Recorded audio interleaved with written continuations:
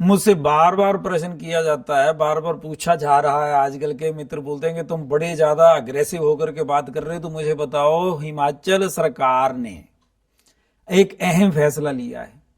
वो फैसला है कि 2 साल से अगर कोई पोस्ट खाली रही है सरकारी दायरे में, तो अब सरकार उस पोस्ट को खाली ही रहने देगी, उसको भरेगी नहीं। वो पोस्ट खाली यानी कैंसिल कर दी जाएगी।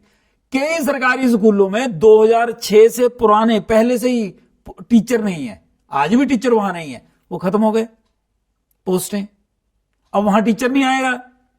सरकारी दफ्तरों में देख लो, बिजली विभाग में देख लो, अस्पतालों में देख लो, हर विभाग में ऐसा है। 2 साल अगर कोई वहां पे पोस्ट पे कोई अपॉइंटमेंट नहीं हुई है, तो वो पोस्ट खाली यानी उसको निरस्त कर दिया जाएगा, उस पोस्ट को कैंसिल कर दिया जाएगा। अब आने वाले दिनों में कभी भी उस पोस्ट पर कोई व्यक्ति आकर के नौकरी नहीं कर पाएगा। ये हिमाचल सरकार का फैसला है, सुक्खू साहब का, सुक्खू की सरकार का। मेरा प्रश्न करना बनता है भाई। और हम किससे बात करेंगे? हम इनसे नहीं पूछेंगे तो मुझे बताओ, मुख्यमंत्री अनाउंस कर रहे हैं हम पूरे राज्य में नशा निवारण और नशे को समाप्त करने के लिए मुहिम चलाएंगे। हर गांव में ठेका है, हर गांव में अहाता है, स्कूलों के पास है, मंदिरों के पास है, मस्जिदों के पास है, और ये नशा हटाएंगे। कौन सा नशा? शराब नशे में आता है या नहीं? अगर नशे में आता है फिर वो ठेके क्यों?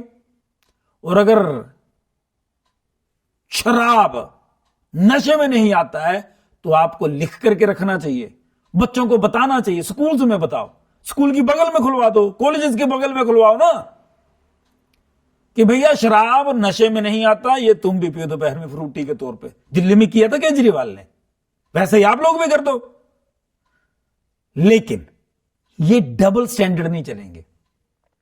मुख्यमंत्री ने बोला, मुख्यमंत्री का बयान पढ़िएगा आप, हम जंगल बचा रहे हैं, हमने जंगलों की कटाई रोक दी, 67% तक तो जंगल हैं हिमाचल में, जंगलों को अगर काटेंगे तो हम बहुत सा पैसा इकट्ठा कर सकते हैं। मुख्यमंत्री साहब आंखें खोल लीजिए, 100 से लेकर के 200 तक ट्रक रोज हमारे गगरेट से निकलते हैं होशियारपुर के लिए।